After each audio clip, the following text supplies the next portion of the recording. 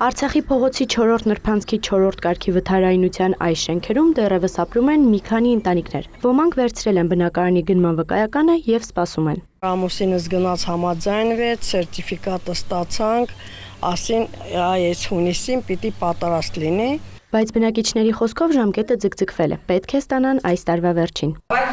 դու գիտեք, կառուցապատողները ձգձգում են։ 5 ընտանիքներն էլ չեն պատրաստվում լքել իրենց բնակարանները։ 5-ից միայն 2-ի հետ կարողացանք խոսել։ Ըստ նրանց, քաղաքապետարանի առաջարկը գնել եւ տեղափոխվել նոր բնակարաններ չի համապատասխանում իրենց սպասելիքներին։ Երկու շենականոց, երկու հատ երկու շենը, մի հատ էլ մեծ շենակ։ Եթե չեն տամ, ես կմնամ իմ տանը։ Բա որ փլվեց։ Ինչը փլվեց։ Այս տունը։ Պրծալամայ չավարտանամ ես եմ արում, խտանասնենք տարեկան եմ։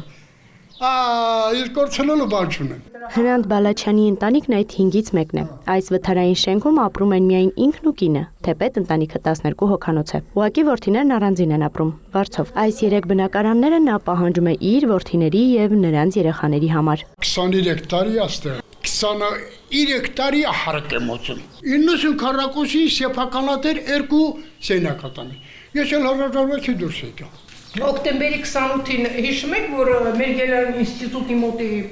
այգիներ բացվում։ Այն ժամանակ փաստաթղթերը տվել ենք Տիգրան Ավինյանին, քաղաքապետի անձամբ, ասաց հալա։ Միջև հիմա պատասխանին ենք սպասում։ Երկրորդ ընտանիքի անդամին էլ անհանգստացնում է այն, որ տրված $70,000 բավարար չէ 2 բնակարան գնելու համար։ Մեզ առաջարկել են ընդամենը 35 ամեն մեկին, ասենք աղբորս ու մորս։ Բնակարան չեն առաջարկել մեզ։ Քաղաքապետարանից հակադարձում են, պատշաճ բնակարանի համար բավարար գումար է։ Այնտեղ կան բնակարաններ, որոնք որ 18 քառակուսի են, այժմ մեր տված բնակարանի գնման վկայագրով մոտավորապես իրենք կարող են գնել 35-ից 40 քառակուսյանոց բնակարաններ։ Սակայն կան բնակիչներ, որոնք որ ասում են մեր տարածքը ել ավելի մեծ է եղել եւ մեզ դրան համապատասխան է պետք տրամադրել, բայց ես ուզում եմ նշել, որ այստեղ խոսք է գնում քանդվող շենքի մասին, այսինքն այստեղ նաև անվտանգային հարց կա։ Մայիսի 5-ի գործակարգավարականի ընթացքում քաղաքապետ Տիգրան Ավինյանն էլ անդրադարձավ Արցախի փողոցի 4-րդ նրբանցքի 4-րդ կարգի վթարայնություն ունեցող շենքերից հեռանալ չցանկացող ընտանիքներին։ Եթե մարդը ուզում է ապրի 4-րդ կարգի վթարային շենքում, որ տանիքը մի օր գլխին պետք է փլվի, ինչ անենք, հում զորով չենք գնալու, քաշ տալով իրան հանենք այնտեղից։ Ուսա Երևանի քաղաքապետարանի որևէ պարտականության, որևէ լիազորության մեջ չի մտնում։